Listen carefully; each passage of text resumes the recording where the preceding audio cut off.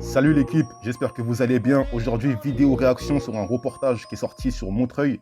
C'est un reportage qui est sorti en 2018 et ça parlait de la culture rap, etc. Moi, dès que ça parle de hip-hop et tout, directement, je suis dedans. Donc les gars, on va pas perdre plus de temps que ça. J'aime pas trop les longues intros. On y va directement. Let's fucking go. Et au fil des temps, des décennies qui sont passées, ça s'est mélangé. Voilà, on peut retrouver des boutiques asiatiques, pakistanais et plein d'autres. Beaucoup l'immigration malienne. Je te dis un peu les symboles de Montreuil, la mixité, rue de Paris. Voilà. Manageuse de Big Buddha Cheese. Ouais, là, les gars, on était vraiment en 2018. Hein. Big Buddha Cheese, le groupe de Prince Wally et Proximo, je sais plus quoi, et le deuxième mec dans le groupe, je sais plus trop son prénom. Mais ouais, là, c'était le groupe Big Buddha Cheese. Mais maintenant, ils sont séparés, Prince Wally en solo. Hein. Mais là, on est vraiment en 2018. Hein. On a l'impression que c'est vieux alors que ça fait pas très longtemps. Hein. Après, tout le reste, je veux dire, les quartiers de Montreuil et tout, j'ai jamais entendu quoi que ce soit ou... C'est une ville tellement grande Ah bah, le deuxième membre du groupe, justement, c'était lui.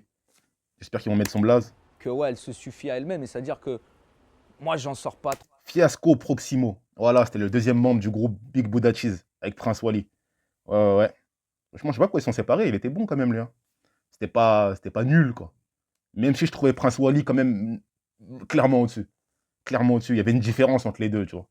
Mais bon, des rappeurs pétés, on en a déjà écouté. Hein. Mais lui, je trouve que c'était pas pété. Hein. C'est juste que son collègue, il était juste un peu trop fort. En vrai. Je vais très rarement sur Paris. Quand je vais sur Paris, c'est pour travailler, voir des gens, de la famille. Mais je vais pas sur Paris parce que j'ai envie de sortir. Montreuil, je pense que c'est ça qui est agréable à Montreuil. C'est le fait que tu es tout et en même temps, c'est pas serré. Même les gens, quand je leur dis de Montreuil, ils sont là, ah ouais, trop bien, la Croix de Chavaux, la mairie, c'est super, tu vois. Mais c'est pas juste ça, Montreuil, tu sais ce que je veux dire. Montreuil, tu sais, t'as 1 milliard de cités, tout ce que je veux dire. C'est d'ici à la Boissière, il y a 50 000 ambiances différentes, tu vois. Mais tant mieux qu'ils connaissent, c'est aussi la porte entre Paris et Montreuil, tu vois, le bas Montreuil, tu vois. Fact. Là-dessus, il a raison.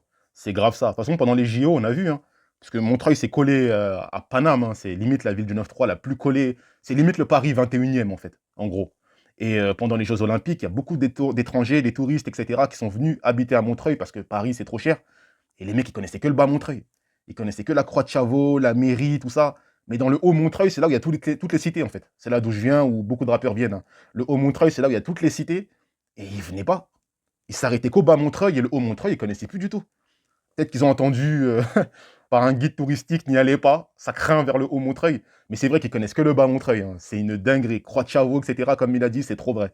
Ils montent pas dans le haut Montreuil. Parce que, bon, il y a moins de choses à voir. Hein. C'est vrai qu'à la Croix de Chavaux, la mairie et tout, il y a plein de trucs. Mais bon, si tu viens à Montreuil, tu dis que Montreuil c'est bien, visite au moins toute la ville. Je sais pas. C'est comme si j'allais à Miami, j'allais que dans les coins où il y a la fête et je dis, ah, Miami c'est trop bien parce que c'est comme ça. Ouais, mais il faut visiter toute la ville. Si tu visites qu'un endroit, tu connais pas vraiment le secteur. Pour moi, c'est logique, hein, c'est du bon sens. Mais bon, chacun voit les choses comme il voit. Et je trouve que c'est cool aussi, tu vois. C'est un endroit où il y a plein de gens qui se mélangent, tu vois, des artistes, tu vois, de tout milieu, de la peinture et tout. Je trouve ça cool. Après, nous, c'est une autre ambiance, tu vois, c'est notre réalité. Les gens ne la connaissent pas parce qu'il y a moins de choses à voir ici, tu vois. C'est tout. Hein. Venus d'Afrique de l'Ouest, du Maghreb ou d'Asie, ces populations ont marqué la ville en lui donnant cette identité cosmopolite et ouverte sur l'étranger. Rapper avec soit un Français ou avec un Maghrébin et tout ça, on n'a jamais eu... on n'a pas trop de difficultés à ça, c'est naturel. C'est même limite, on le voit pas. C'est naturel, voilà. Mais nous, on s'est jamais posé la question. Les mecs, on parle tous le même langage, on a tous le même argot. Tu vois, on s'exprime tous en rabouin. On a notre accent, notre façon de parler qui est ce qui est. Donc, que ce soit malien, bulgare, roumain ou viette, on s'en pète les garis, quoi. L'identité du rap montreuillois, c'est d'être... alors là, je vais te dire un truc, mais ça va faire rigoler tout le monde. Mais je le dis sincèrement, c'est d'être des mecs spéciaux. Y'a plus le temps de faire du son, un gars pour faire des sous, faut faire danser. Y'a plus le temps, faut fuir d'ici, donc il faut que j'ouvre un four de C. Péché, je serai pas fier de ça, j'ai pas le temps de te faire des seins. On n'a pas le temps de te dire je t'aime, on dit direct fais voir tes seins. C'est d'être des relous, des fois, certains, mais à des narvalos, qui viennent de la Croix de Chavaux, des Grands Péchés, de la Noue, je sais pas où. Voilà l'équipe de narvalos ici. Donc c'est compliqué pour structurer, de mettre des narvalos sur les rails. Hein. Il faut s'accrocher aux branches. Tout de suite, on nous a toujours dit depuis tout petit qu'à Montreuil, on parlait bizarrement, etc. Mais c'est vraiment ça, le langage. Tu mets play et... Je te rassure, Senza, on est en 2024, ça va pas changer. Je te rassure, ça va pas changer du tout. Hein. On est encore vu comme des gens, des incompris hein, quand on parle. À part les Lyonnais. Hein. Les Lyonnais, ils ont un peu le langage comme nous, le langage un peu rabouin, tout ça, parce qu'il y a beaucoup de gitans à Lyon. Mais quand on parle... Bon, il y a quelques mots qui sont un peu démocratisés dans le rap. Hein. Tu vois les mots bédave, chourave, des trucs comme ça. C'est des mots qui sont un peu démocratisés par Sek Gecko, qui a beaucoup utilisé le langage de chez nous. Mais il y a plein de gens qui ne comprennent pas du tout. Hein. Après, ils connaissent que on va dire le haut de l'iceberg. Ils connaissent que les mots que tout le monde connaît, bédave et compagnie. Mais tu dis à un mec... franchement, je vais aller chafrave, j'attends qu'on me pétirave. Je vais aller travailler, j'attends qu'on me paye. Tu vois, dans notre argot, ils vont pas comprendre. Tu vois, eux, ils voient que le haut de l'iceberg.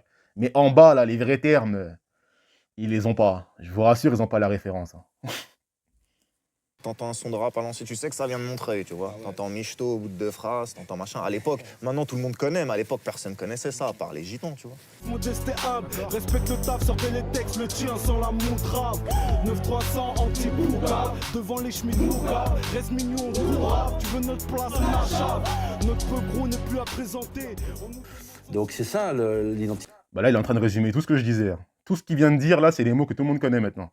Tu vois, courave, nachave, bédave, courave, tu vois, c'est des mots que tout le monde connaît maintenant.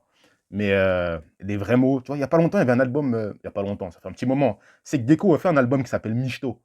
Et là, je voyais tous les gens dire, waouh, Michto, c'est un mot, mais ça veut dire michetonneuse, tu vois. Je dis, mais qu'est-ce qu'il raconte? Michto, ça veut pas dire ça ici. Hein. Michto, ça veut dire bien, tu vois. Mais les gens, ils comprenaient pas. Parce que c'est que Gex, il a beaucoup pris le... Bah, il a fait un son, justement, dans Bafana... Non, c'est pas son morceau, c'est dans l'album de... C'est le morceau Bafana Bafana de La Fouine. Et Sek Gecko dit, on parle l'argot de Treumont, tu vois. Il utilise des termes d'ici, mais il les maîtrise très mal. Hein. L'époque où Sek Gecko faisait un peu le tange et tout, franchement, il prenait pas les mots les plus, les plus populaires dans la ville. Hein. On va être honnête. Hein. On y va. Montreuilloise pour moi, c'est d'être un peu narvalo, même beaucoup, des fois certains d'entre eux, mais d'être aussi quand même des artistes, surtout des mecs qui ont quelque chose à dire, qui défendent une identité, qui ont leur manière de rapper, d'écrire, qui ont leurs inspirations, tu vois, qui sont souvent des mecs qui connaissent la musique. Avec Momo, on s'est rencontrés au collège, intimement, en 6e, tu vois, on était dans la même classe. Mais après, musicalement, genre, moi, il m'a ouvert l'esprit, tu vois. Moi, j'écoutais que du rap français, quasiment, tu vois, et du Tupac, tu vois. À cause de lui, tu vois ce que je veux dire. J'écoutais que du Tupac. Mais genre, lui, il m'a ouvert l'esprit, il m'a fait écouter des trucs, des pianos-voix, des machins, de l'électro, de la house, des Fred Folk et tout, de la French Touch, tout ça. Et j'ai kiffé de ouf. Et je me suis dit, pourquoi on mélange pas les trucs, tu vois. Et c'est là qu'on a commencé à créer des trucs un peu, tu vois, différents. Au début, c'était des trucs archi bizarres, tu vois. Et au fur et à mesure, on a trouvé notre style et voilà. Et je pense que c'est ça, Montreuil. Si je devrais mettre une étiquette, on va dire ça, c'est que Montreuil, c'est de l'art pointu. Je veux dire, c'est des connaisseurs, c'est des gens qui sont passionnés de musique ou d'art, qui connaissent les artistes de Montreuil. Et c'est ça qui fait la renommée de Montreuil. C'est que c'est qualité. Souvent, tous ces rappeurs montreuillois, ils connaissent l'opéra. Pour de vrai, tu vois ce que je veux dire? Ils écoutent des disques, ils ont du son à la maison, quoi. Ils sont inspirés. Ils sont pas, c'est pas des newbies. C'est toujours aussi répréhensible, les souvenirs font sourire, mais maintenant mon rire est sombre. La bonté dans toute sa splendeur a quitté ce monde. Les leçons de vie, la mort nous les apprend sans faire semblant. Un trou noir dans un gant blanc.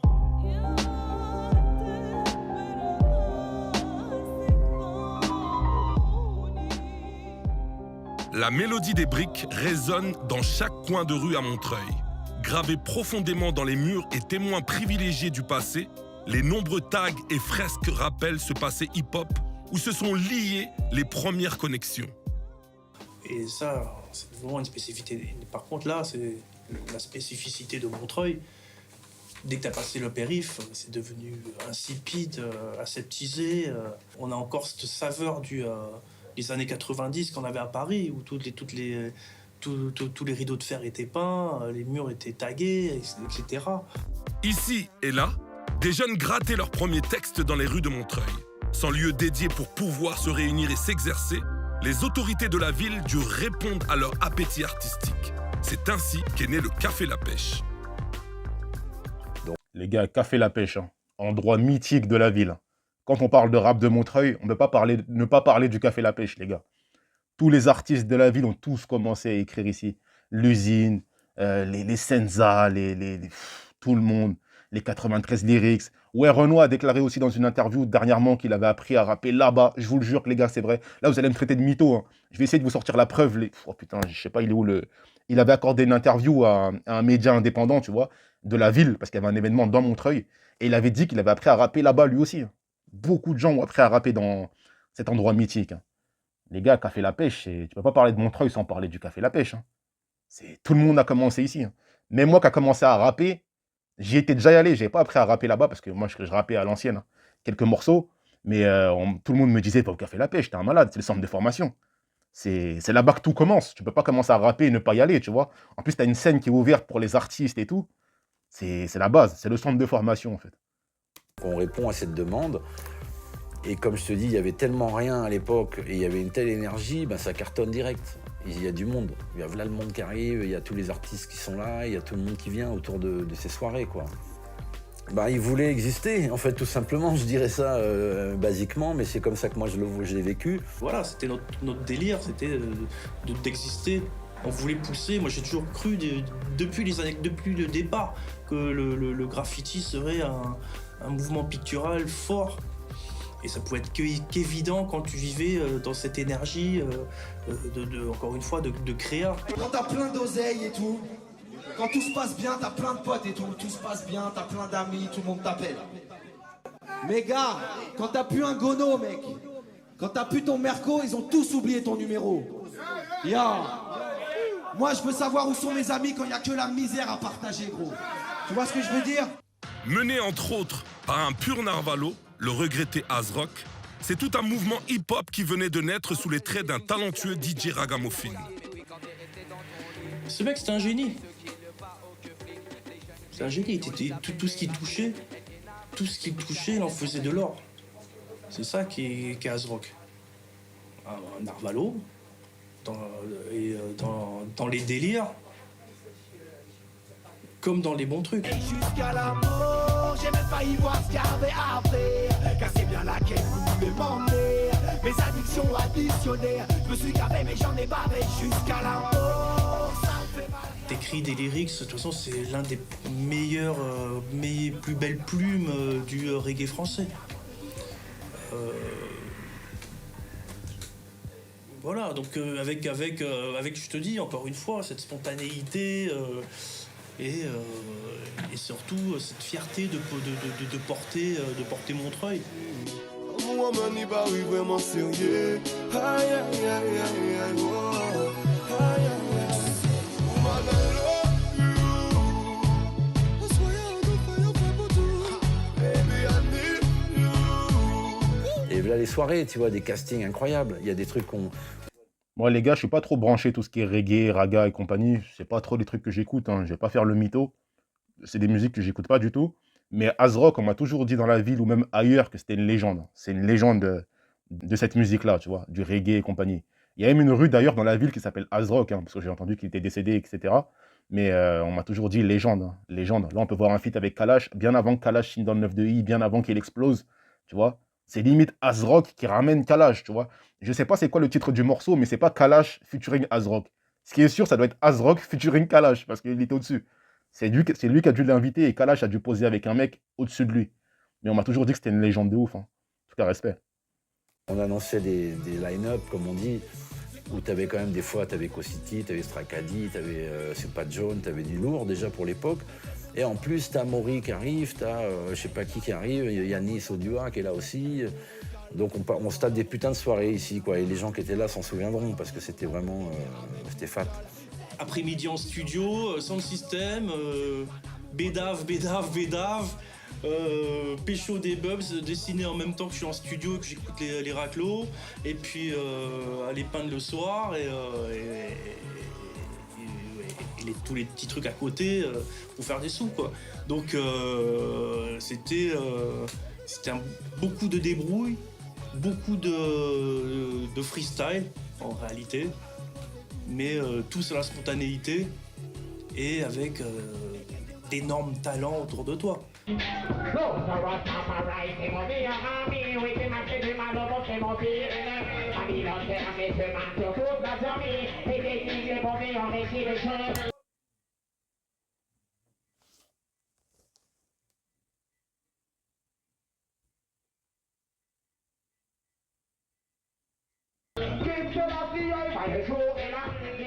Et on a commencé, comme je te disais, à organiser des sound systems au Café La Pêche. On avait invité des têtes à l'époque, les Lord Coast City, les Stentol, avec Daddy Mori, Daddy Naughty.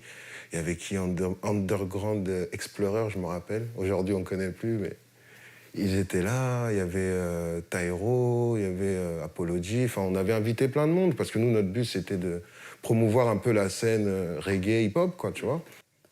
Oui, je pense qu'effectivement, Montreuil est de toute évidence un endroit où toutes ces cultures émergentes du hip-hop, du reggae, du raga, du sound system ont pris naissance, ont pris leurs racines et ont existé vraiment pour de vrai.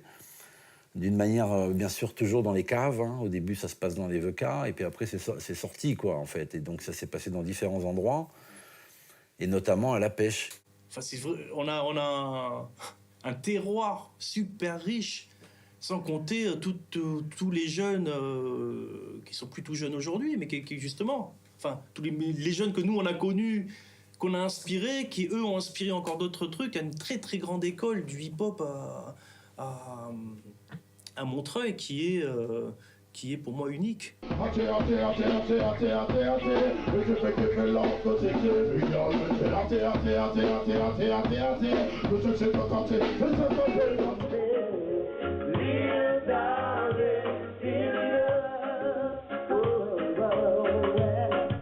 Progressivement, des jeunes de la ville plus attirés par le rap viennent se greffer à cette scène Raga Dancehall.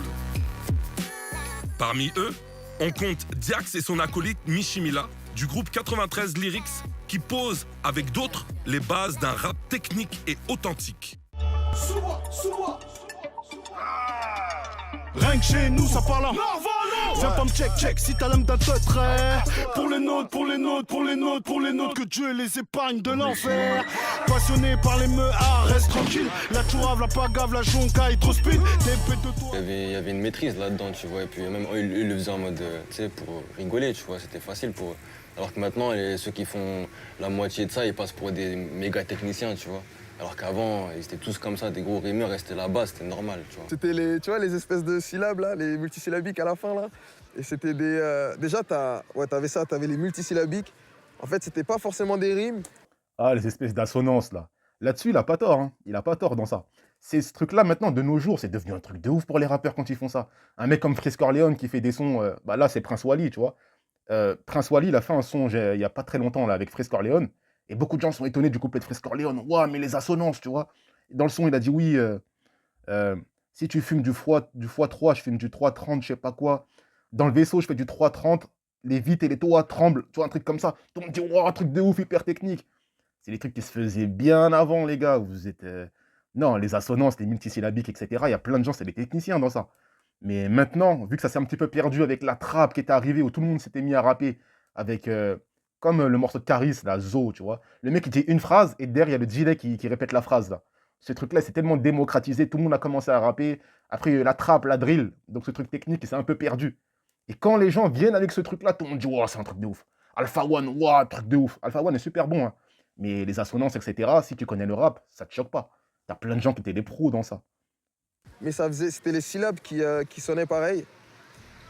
C'est vraiment rimé sur la consonne purement. Qu'est-ce que je pourrais dire? Montreuillois mitraillé.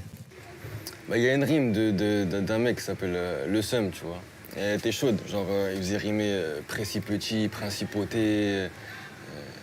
Tu vois, je trouve ça, les assonances, c'est des rimes Maintenant, t'as que des mecs comme Al Capote quoi qui font ça, tu vois. On est pressé petit, indépendant comme en principauté. C'est ça la rime. Et la raison. Fact. Et t'as vu comment ils sont vus comme des trucs de fou, tu vois.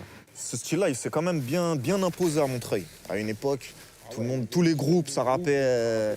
Et c'est un bon style, je trouve. Ça marquait vraiment une identité, tu vois. Ouais, je suis précis, petit, indépendant comme un principe. Le morceau, c'est Ça sent la fin, de Le Seum.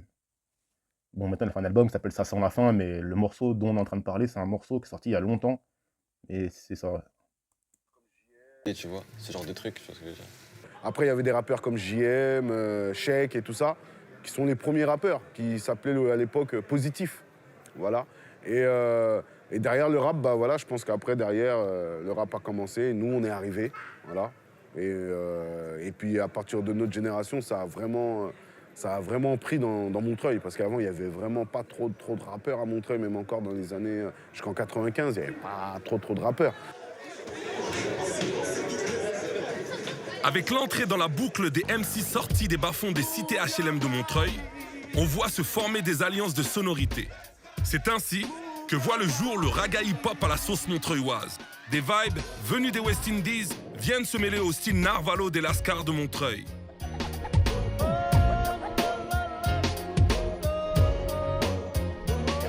Même si mes pas sont vraiment trop speed, au Mac ma pensée reste limpide dans ma trépide. Fais swinguer même une foule. C'était dans les années 97, 98. Moi, je venais d'avoir 17-18 ans, tu vois, j'étais jeune. Et au début, je chantais tout seul dans les halls de la cité. Les gens, ils aimaient bien. Jusqu'au jour où je suis allé au lycée Jean Jaurès, à Montreuil. De là, j'ai connu le Café La Pêche. Donc, j'ai vu les studios de répète, tout ça. À force de chanter dans les halls, quand j'ai commencé à chanter derrière un micro, c'était comme une magie, tu vois. J'avais mes potes d'enfance qui étaient tombés au star, mais pour rien. En fait, il y avait l'épicerie du coin qui s'était fait braquer. Les mecs, ils étaient gagoulés, ils n'ont pas retrouvé les mecs, ils sont venus chercher 2 potes à moi. Et ça m'avait un peu choqué, quoi. Parce que moi, je me suis dit, ça aurait pu être moi. Donc j'ai commencé à chanter un morceau sur les Condés en disant, voilà, je comprends pas les injustices, machin. Des talents underground, une créativité sans limite, voici le profil des artistes qui ont secoué les têtes de nombreux amateurs de musique, qui a apporté un... Je voudrais juste revenir sur un truc qu'il vient de dire. Et là, c'est un conseil que j'aimerais donner à tous les jeunes rappeurs qui vont se lancer dans la musique, etc. C'est pas pour en revenir à lui personnellement, hein, mais dans son histoire, quand il est en train de dire qu'au départ, il rappait dans les halls, les compagnies, les gars, faites pas ça. Je vous jure, faites pas ça. Parce que quand tu rappes dans ton quartier, généralement, les gens de ton quartier vont essayer de te booster. Donc, peu importe ce que tu vas rapper, ils vont te dire que c'est bien. Ils vont pas essayer de te dire la vérité, alors que tu as besoin d'entendre la vérité pour évoluer. Mais eux seront dans ce délire-là en mode, non, si je lui dis que c'est pas bien, peut-être ça va le froisser. Peut-être il va me traiter de haineux. Tu vois, il y a trop de trucs qui rentrent en compte. Donc vraiment, c'est un truc que je déconseillerais. Hein. Et là, je vous parle en connaissance de cause. Hein. Moi, quand j'ai commencé le rap, à l'ancienne, vers 2011-2010, c'était la même chose. Hein. Quand je rappais au quartier et compagnie, tout le monde me disait « Ouah, trop lourd, trop lourd, trop lourd. Ah, il envoie ton morceau, tu vas tout niquer. » Et dès que j'ai commencé à aller à Pantin, au 4 chemins ou à Sevran, c'est pas ce qu'on me disait, les gars. Je vous le dis directement. À Pantin, quand je faisais écouter des morceaux à des gens, ils me disaient « Oh, mais non, pas terrible. Vraiment pas terrible. Hein. Là, il y a un studio en bas, je te conseille de refaire tes couplets parce que c'est pas ouf. » Eux, au moins, ils me disaient la vérité parce qu'ils ne me connaissaient pas. Donc, ils étaient sans filtre avec moi. Alors que quand je revenais au quartier, je revenais avec des morceaux pétés, tout le monde me disait « Oh, lourd, lourd, lourd, lourd. » Et franchement, il y a un tel qui rappe, il est très, très chaud. Tu vois? Et ça, c'est des trucs que j'aime pas du tout. C'est pour ça qu'il y a des rappeurs, même qui sont connus que dans Montreuil. Franchement, j'aime pas écouter. J'aime pas écouter parce que les gens ne disent pas la vérité. Si c'est pété, il faut dire que c'est nul. Il faut dire les termes, tu vois? Et des quartiers où ils sont plus durs, les gens. Et tu as des quartiers où les gens sont là en mode vas-y, tu vois, c'est le mec du quartier, je vais pas le froisser. Je suis là pour le faire avancer, tu vois. Franchement, moi, je déconseillerais ça à tous les jeunes rappeurs. Après, vous faites comme vous voulez. Hein. Un coup de boost à la scène Raga Dancehall, très en vogue à l'époque. Qu'avec les vibrations, La salle tremble, sélection explose. pire qu'une bombe cassée. C'est quand Les corps excités, Make a whining, whiner, Girl bikini. laisse-toi aller. Certains de ces artistes montreuillois dont on parle, effectivement, à cette époque-là, les Sanctuaires, la Légion, enfin, voilà, 9-3 Lyrics, tout ça, bon, bah, ils trouvent un outil surtout pour pouvoir améliorer ou travailler leur style. Donc, l'appétit vient en mangeant. Quand tu commences à commencer à bien être en place, à kicker, ben, tu penses à te produire ailleurs et l'idée t'effleure fatalement de peut-être être pro et de peut-être faire quelque chose de sérieux. Et je pense que ça leur a tous effleuré le cerveau à tous ces jeunes-là, c'est sûr. Alors pour tout le monde, au début, c'était un kiff. ce qu'on appelait, nous, l'ego trip. Voilà, c'était technique de mots, de phrases et de flow mélangés. Des textes qui avaient peut-être 2 fois ni queue ni tête, mais voilà, il y avait un phrasé, des punchlines, tout c'était complet, il y avait du contenu, tout ça. Et nous, 9-3 Lyrics, tout de suite on a compris qu'il fallait se frotter ailleurs pour voir notre niveau, parce que nous on avait ce malaise. Mais général de notre génération, ils cherchaient pas trop à aller à l'extérieur. J'ai jamais fait ça pour les gros noms. Mais j'ai développé. Et je pense que tous les copains font pareil. Ou à l'époque, est-ce que même j'aurais imaginé faire le tour du monde en ayant commencé à faire des tags dans ma cave? Si je m'étais dit, je vais faire le tour du monde en faisant des tags dans ma cave, déjà, il y a un problème. Je me serais dit, ouais, je vais faire des gonos parce que je fais des graffitis. Il y a un problème. Eux, ils ont peut-être pas percé parce que les mecs, ils étaient très très forts, ils étaient très très bons. Mais est-ce qu'ils avaient vraiment cette envie-là de percer? À un moment donné, on leur a peut-être dit, bon les gars, vous êtes chauds, vous pouvez faire plein de choses. Peut-être qu'ils se sont dit, bah finalement, moi je m'en fous, je reste au quartier, je préfère faire ça pour mes potos. Puis après, tu sais, t'as d'autres soucis. Hein. T'en as peut-être, ils sont pères de famille après, ou d'autres, ils bossent à côté, ils ont d'autres trucs, tu vois. Moi, je pense que c'est plus des trucs comme ça que... C'est pas stupide ce qu'il vient de dire, hein. Des fois, on se demande ce qui leur a poussé des fois à faire des morceaux où tout le monde leur dit vous êtes bon, vous êtes bon, vous êtes bon, et de ne pas chercher plus loin. C'est vrai que c'est bizarre, hein. Peut-être qu'il y en a, le fait que leurs morceaux soient écoutés au quartier, ça leur suffit amplement. Ou peut-être que moi, selon mon hypothèse, ils sont trop restés collés au Café La Pêche. Le Café La Pêche, c'est bien, t'avais des studios pour enregistrer, la scène était ouverte pour tout le monde, mais c'est pas un truc qui va te propulser, tu vois. Ça va t'apprendre les bases, tu vas apprendre à écrire, t'auras les studios, t'auras la scène, t'auras tout, mais c'est tout. Après, c'est à toi de faire ton truc toi-même, tu vois, de te professionnaliser, de faire une signature ou comme tu veux. Et peut-être qu'il y en a qui sont trop restés attachés à ça, et le fait que leurs morceaux soient connus un peu partout dans la ville, ça leur suffit amplement. C'est une façon de penser, hein. Moi, chacun fait comme il veut, hein. C'est des passionnés, tu vois. Il y en a qui sont passionnés de ça, ça leur suffit amplement. Je sais pas s'ils auraient vraiment voulu percer, ces gars-là. On s'amuse, on va tout niquer au Café La Pêche à l'open mic et on est content.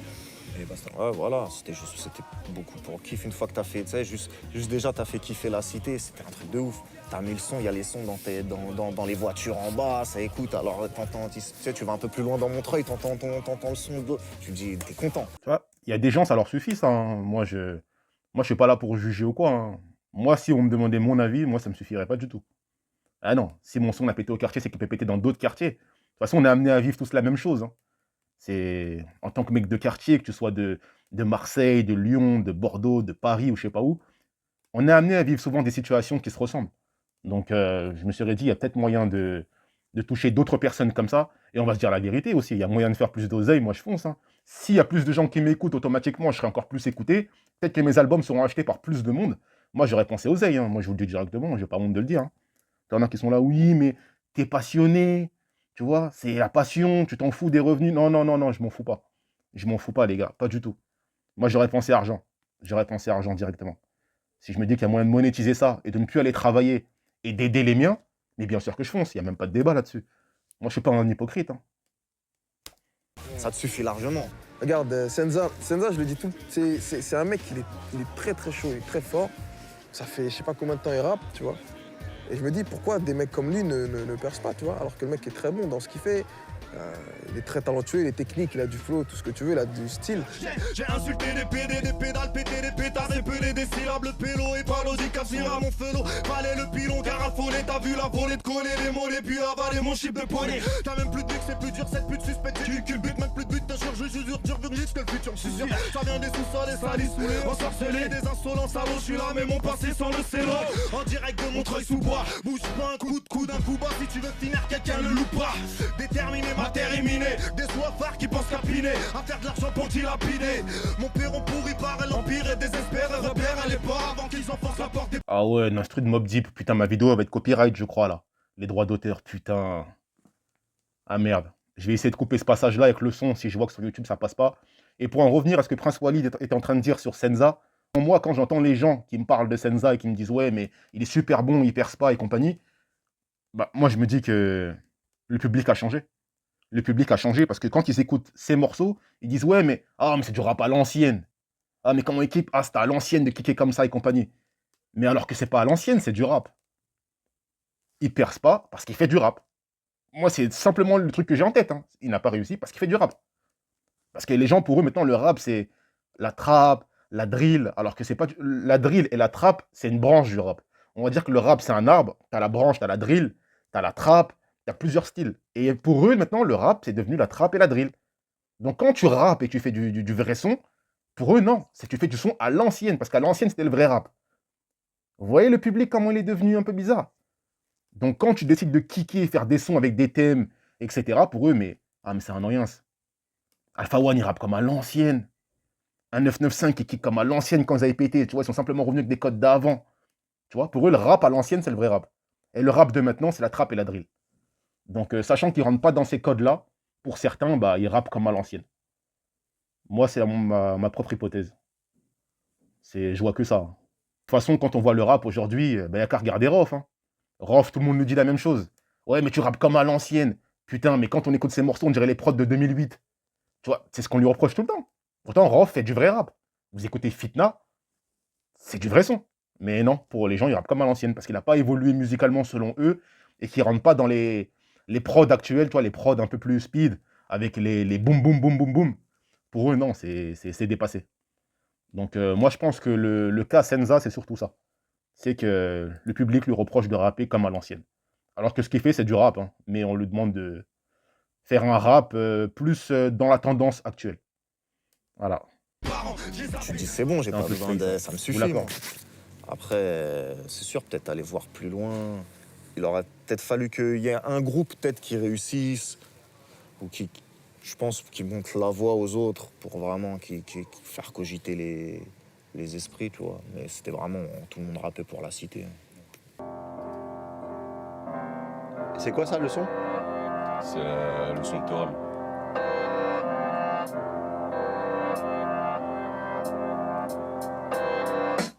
Même si tu te pommes, tu joues avec le feu, tu veux qu'on pose sur ce morceau, c'est comme si t'invoquais les fous, comme si t'invoquais les faux. Moi j'ai vaincu la faim, mon estomac est vide parce que j'ai battu les faux types qui prennent la grosse tête avec leur fausse tête, ces faux types qui prennent la fuite que quand fausse tape. Personne ici peut venir nous autoper, on s'attend pas à crever ici, plutôt à s'intromper. Mais qu'est-ce que tu crois? L'homme n'est jamais satisfait, la vie est bonne, mais les gens la considèrent comme une tasse paix. Je donnerai pas mon poule, peu importe l'aspect, le rap une nuit, je connais, faut le faire du paix pour cette connasse paix. Moi je mets beaucoup, je lis beaucoup la capacité à avancer à la technique et à qui est autour de toi. Je pense que malheureusement, ils n'avaient pas beaucoup de gens autour d'eux. Ils avaient des gens mais qui n'avaient pas forcément les moyens techniques. Et justement quand ils ont enregistré ce son-là, je me souviens que je leur avais dit voilà, moi j'ai des prods. On avait sélectionné une petite dizaine de prods, j'aurais dû vous gratter. Et après on se trouve un moment pour poser ça, donc on avait posé celui-là. Et après je pense que c'est la vie, les calendriers ont fait que voilà. Après en dehors de ça, je pense qu'il y a aussi les motivations profondes de là où tu veux que ça t'emmène, tu vois. Si tu vois un sens, je sais pas si eux ils voyaient vraiment un sens, je pense qu'ils y voyaient plus vraiment un pur moyen d'expression à un moment dans leur vie, tu vois. Les gars, c'est la fin du reportage. Enfin, le reportage n'est pas terminé en lui-même, mais là, c'est la partie 1 du reportage. Il y a une deuxième vidéo pour la partie 2. Et là, je viens de me rendre compte que la deuxième vidéo est bloquée pour des droits d'auteur. Donc, la vidéo, on ne peut pas la visionner. Elle est bloquée dans plusieurs pays, d'après ce que YouTube me dit. Je suis pas étonné, hein. Le mec, il laisse des morceaux sur des prods... Ah, c'est copyright, quoi. C'est des prods connus. Tu peux pas laisser des prods comme ça. Là, dans la partie 2, bah, déjà, dans cette partie-là, je sais pas si ça va passer la partie avec Senza. Alors la partie 2, je vois que la vidéo est bloquée, je sais pas ce qu'il a dû faire le mec. C'est dommage. En tout cas, j'aurais bien aimé react à la partie 2, mais on peut pas. Maintenant que j'y pense, que j'ai déjà vu la partie 2 du reportage. Je crois que je l'ai même jamais vu, hein. Depuis que j'ai découvert ce reportage-là, la partie 2 a toujours été bloquée. Eh, le mec, il abuse, franchement. Je vais essayer de prendre contact avec lui si on peut react à la partie 2, parce que même moi, je l'ai jamais vu. Je l'ai quasiment jamais vu. Et elle dure 30 minutes comparé à cette partie-là qui dure 22 minutes. Donc on va essayer de le contacter, hein. Peut-être qu'un jour on fera une prochaine vidéo réaction là-dessus. En tout cas, c'était tout pour cette vidéo, les gars. Merci d'avoir regardé la vidéo jusqu'à la fin. Et pour ceux qui ont regardé la vidéo jusqu'à la fin, écrivez masque en commentaire. Comme ça, je saurai que vous avez regardé la vidéo jusqu'à la fin. Donc les gars, je vous dis à la prochaine. Ciao.